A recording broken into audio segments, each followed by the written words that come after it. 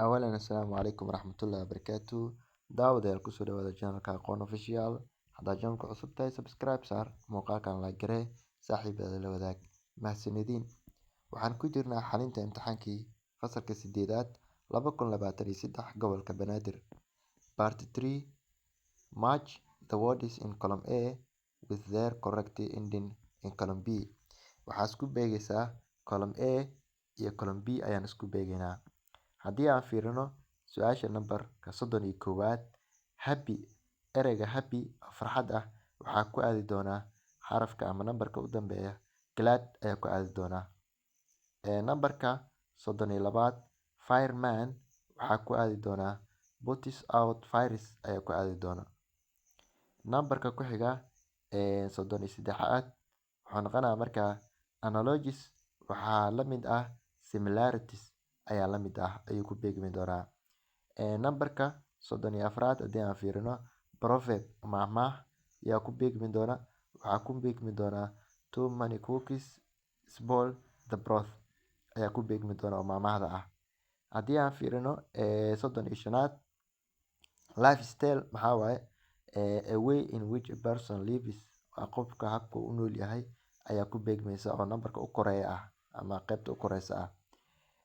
nambarka ku xiga 36aad relatives yaa ku beegmaya waa members of family waa xubnaha qoyska ayaa ku beegmaya.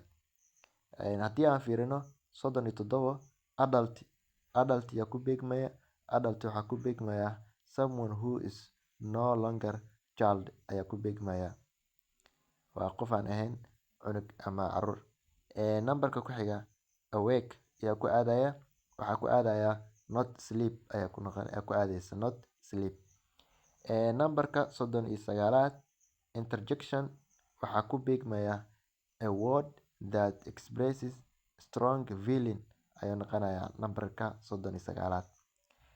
nambarka 40aad haddii aan fiirino direct speech waxaa ku beegmaya direct speech waxaa ku beegmaya nambarka the same words ayaa ku beegmaya the same words spoken by another ayaa ku beegmaya oo ah nambarka 40aad direct speech.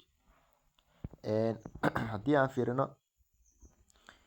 baartiga afraad fill in the blank spaces waaye meelaha banaan buuxi waxaan haysanaa swabis great did bad swimming.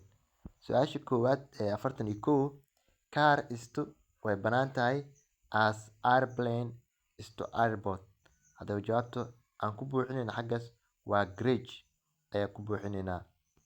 number 42 we should not be as blind as yani waa inaan noqonin sida indhoolaha oo kale sida bad kibiliga ayaa halkaa ku buuxinaynaa. number 2 waa bad.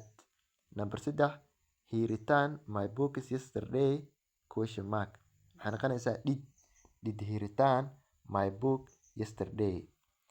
su-aasha ku xigta haddii aan fiirino 44 is an exciting hobby maxaa ku buuxsamaya halkaa waa swimming waa dabaasha waa swimming is an exciting hobby. nambarka u dambeeya 45aad where there are no way banaan tahay there are no frogs halkaa waxaa galaya swabis ayaa galaya where there are no swabis there are no frogs ayay noqonaysaa.